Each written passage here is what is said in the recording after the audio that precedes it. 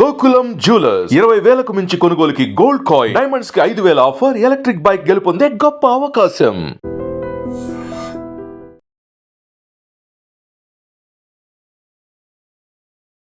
Lorry car ఢీకొన్న road ప్రమాదంలో ఒకే కుటుంబానికి చెందిన ముగ్గురు సొంత అన్నదమ్ములు తమ ప్రాణాలు కోల్పోవటం తీవ్ర విషాదం నెలకొంది.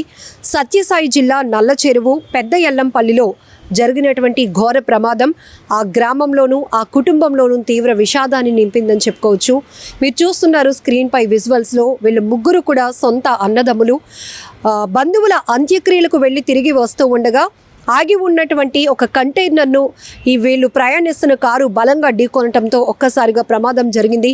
ఈ ముగ్గురు అన్నదమ్ములు కూడా అక్కడికక్కడే మృతి చెందినటువంటి ఘటన ఆ కుటుంబం జీర్ణించుకోలేకపోతోంది. ఎందుకంటే నార్మల్గానే ఒకరిని కోల్పోతేనే ఆ కుటుంబం తీవ్ర విషాదంలోనికి వెళ్తోంది.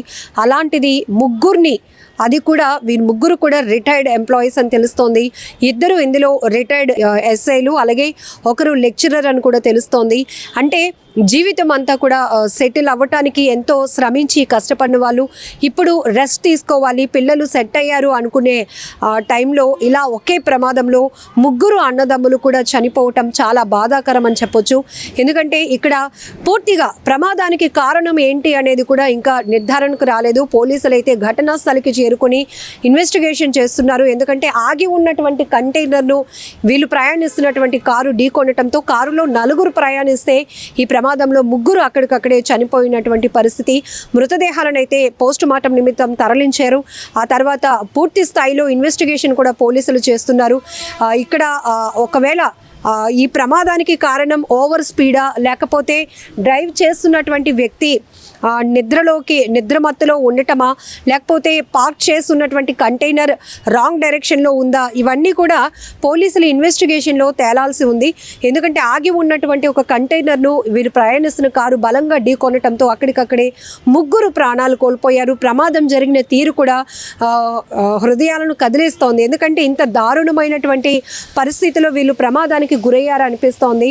ఈ మధ్య కాలంలో మనం చూస్తున్నాం చాలా, అంటే ఈ ప్రమాదంలో చనిపోయిన ముగ్గురు అన్నదమ్ములు కూడా అన్నమయ్య జిల్లా మదనపల్లెకు చెందినవారుగా తెలుస్తోంది. పూర్తిగా ఆ ఊరిలో తీవ్రమైనటువంటి విషాదం అలముకుంది. ఎందుకంటే వాళ్ళతో ఉన్నటువంటి బాండింగ్, ఆ ఊరు వాళ్ళు ఒక్కొక్కరు కూడా ఆ రిలేషన్స్ని రీకలెక్ట్ చేసుకుంటున్నారు. ఎందుకంటే ప్రతి ఒక్కరు కూడా వాళ్ళ ఫ్యామిలీస్ని సెటిల్ చేయడానికి అహర్నిశలు కష్టపడ్డారు. ఇప్పుడు రిటైర్ అయిన తర్వాత హ్యాపీయెస్ట్ లైఫ్ లీడ్ చేయాల్సిన వాళ్ళు, విశ్రాంతి తీసుకోవాల్సిన వాళ్ళు ఇలా ఒక బంధువుల అంత్యక్రియలకు వెళ్ళి తిరిగి వస్తూ ప్రమాదానికి గురై తమ ప్రాణాలు కోల్పోవటం, అందులోనూ ముగ్గురు అన్నదమ్ములు ఒకే ప్రమాదంలో ప్రాణాలు విడవటం అనేది చాలా బాధాకరమైన విషయం. ఎవరు జీర్ణించుకోలేకపోతున్నారు. ఇంకా కుటుంబ సభ్యులను అయితే మాత్రం ఓదార్చడం కూడా ఎవ్వరి తరం కావటం లేదు. ఎందుకంటే ఒకరు చనిపోతేనే గుండెలు అవిసేలా రోధిస్తారు ఉంటారు కుటుంబ సభ్యులు. అలాంటిది ముగ్గురిని ఒకేసారి కళ్ళ ముందు అలా జీవోత్సవంలా ఉంటే అలాంటి పరిస్థితిలో వాళ్ళు ఎలా తట్టుకోగలుగుతారు అనేది కూడా ఇప్పుడు పెద్ద చర్చనీయాంశమైంది. అసలు ప్రమాదానికి కారణం ఏంటి అనే దానిపైన పోలీసులు అయితే విచారణ కొనసాగిస్తున్నారు. ఈ మధ్య ప్రమాదాలు మనం చూస్తున్నాం. ఓవర్ స్పీడ్, అలాగనే డ్రైవర్లు నిద్రమత్తులోనికి జారటం, అదుపు తప్పి వాహనాలు బోల్తా కొట్టడం, దీంట్లో ప్రయాణిస్తున్న ప్రయాణికులు చనిపోవటం, ఇలా మనం చాలా చూస్తున్నాం. కానీ బంధువులు అంత్యక్రియలకు వెళ్ళి తిరిగి వస్తున్న కారులో నలుగురు ప్రయాణిస్తున్నారు. అందులో కంటైనర్ను ఢీకొన్నటువంటి కారులో ముగ్గురు అన్నదమ్ములు కూడా తమ ప్రాణాలు కోల్పోవటం చాలా విషాదాన్ని నింపిందని చెప్పొచ్చు. ఆ కుటుంబ సభ్యులైతే మాత్రం ఆ ముగ్గురికి సంబంధించినటువంటి వాళ్ళు ఎంత ఎఫర్ట్ చేశారు లైఫ్లో, పిల్లల్ని ఇలా సెటిల్ చేశారు. ఈ టైంలో వాళ్ళు రెస్ట్ తీసుకోవాలి, కాస్త ఉన్న లైఫ్ని ఎంజాయ్ చేయాలి అనుకునే టైంలో ఇలా ప్రమాదానికి గురవ్వటం, ప్రాణాలు కోల్పోవటం అనేది ఈ మాటలు రావటం లేదంటూ కూడా కుటుంబ సభ్యులు చెప్తున్నటువంటి రోధిస్తున్న తీరు ప్రతి ఒక్కరి కన్నీరు తెప్పిస్తోంది, గుండెల్లో విషాదాన్ని నింపుతోందని చెప్పొచ్చు. ఎందుకంటే ముగ్గురు, మీరు స్క్రీన్ పైన చూస్తున్న ముగ్గురు సొంత అన్నదమ్ములు, ముగ్గురు రిటైర్డ్ అయినటువంటి పర్సన్స్. ఈ ప్రమాదంలో చనిపోవడం వల్ల ఆ కుటుంబాలు మొత్తం ఎంత రోధిస్తున్నాయో కూడా మనం ఊహించడానికే చాలా బాధగా ఉంది. ఏదేమైనా కూడా రోడ్డు ప్రమాదాలపై ఎప్పటికప్పుడు పోలీసులు అప్రమత్తం చేస్తూనే ఉన్నారు. అతి వేగం వద్దు, అతి వేగం అనేది కొంచెం మనం గమ్యం ఎర్లీగా చేరుకుంటామనే ఆలోచన ఉండొచ్చు, కానీ ఫస్ట్ మనం సేఫ్ జర్నీని మర్చిపోతున్నారు చాలామంది.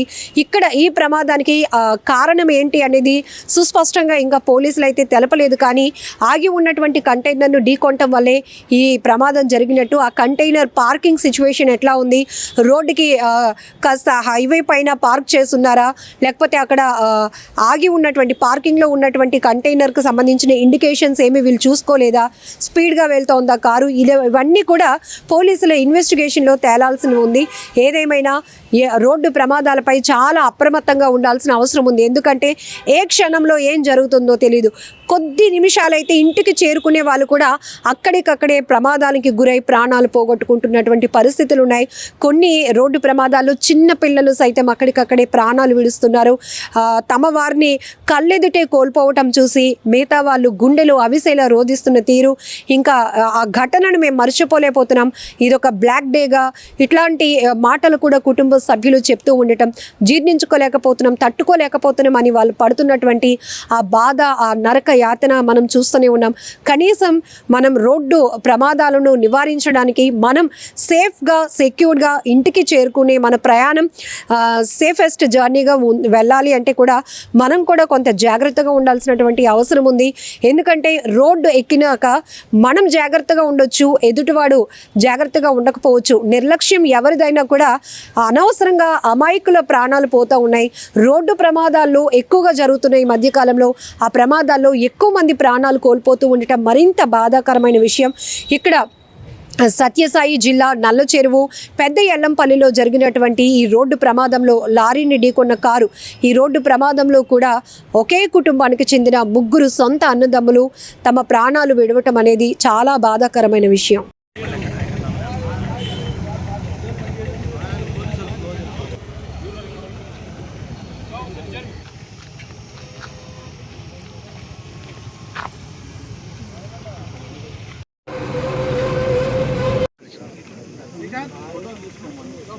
తీసుకున్నాడు సార్.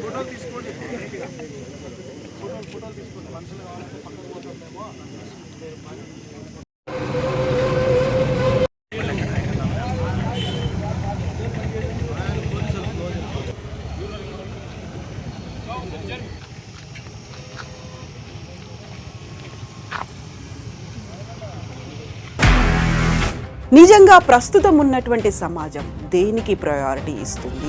ఆర్థిక సంబంధాల చుట్టూ మాత్రమే తిరుగుతుంది. మళ్ళీ ఎన్నికలంగానే చాలా విరక్తి కలుగుతున్నాం. మంచి అనిపిస్తుంది కదా, లేడీస్ కూడా ఛాలెంజింగ్ జాబ్స్ చేసినప్పుడు చాలా బాగుంటది. ట్రాఫిక్ అసిస్టెంట్స్ గా నియమించిన ట్రాన్స్జెండర్స్ అందరితో సాల్యూట్ చేయించుకుంటున్నారు. ఫుడ్ డెలివరీ ఇవ్వటానికి వెళ్ళినటువంటి డెలివరీ బాయ్ అనిల్ పై కళ్ళ ముందు